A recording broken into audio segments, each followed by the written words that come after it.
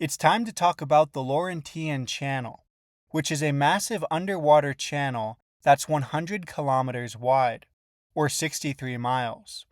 And of course, we are going to talk about its marine canyon. Last Monday, we checked out the marine canyon that traveled down through the Sea of Labrador, which is the longest underwater canyon that can be tracked, and is a full 2,000 miles. Its source was the Hudson Strait, which has a channel that's 20 to 30 miles wide. But the Laurentian Channel is much larger, so how long of a marine canyon did this river make when its debris flow fell off the continental shelf? Well, unfortunately, it can only be tracked 220 miles. Not even all the way down the continental shelf. It's a marine canyon robbery. But the canyon we do see is very promising. So I'm greatly anticipating for more sonar data, because it has the most potential to be the largest marine canyon in the world. It has the two best components: a massive source being the Laurentian megachannel, and a steep continental shelf for the debris flow to gain speed and gain inertia for it to travel far out into the flat abyssal plain.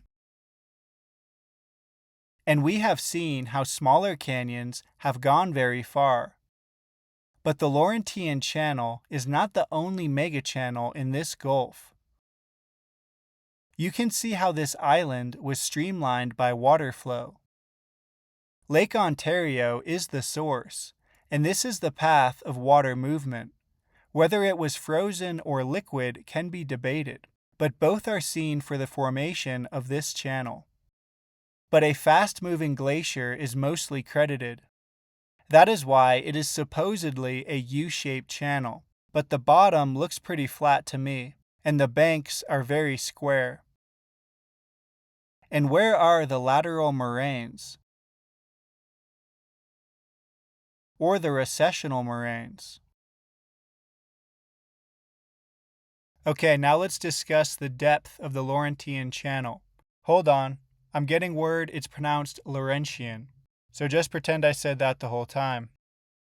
The depth of the channel averages 300 to 450 meters, or 1,000 to 1,500 feet deep.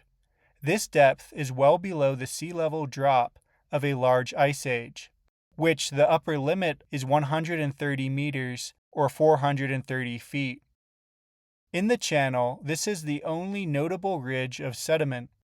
So is it a lateral moraine? No, it is more characteristic of an accretion ridge from a river. If you look at the English Channel, you can see the same types of ridges, and these were made by floodwaters that carved the English Channel catastrophically. No glaciers were involved in its carving, and that has been agreed upon. And the same should be considered for the Gulf of St. Lawrence. A massive marine canyon would do the most to prove this, but since there is hardly any sonar data available, we will have to look for evidence elsewhere. So let's go to Newfoundland, which has vast ripple fields, 500 feet in wavelength. Those are some pretty massive ripples.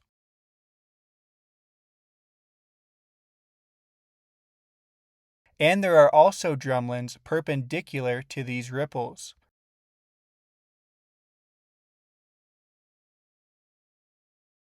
Both are a feature of water flow,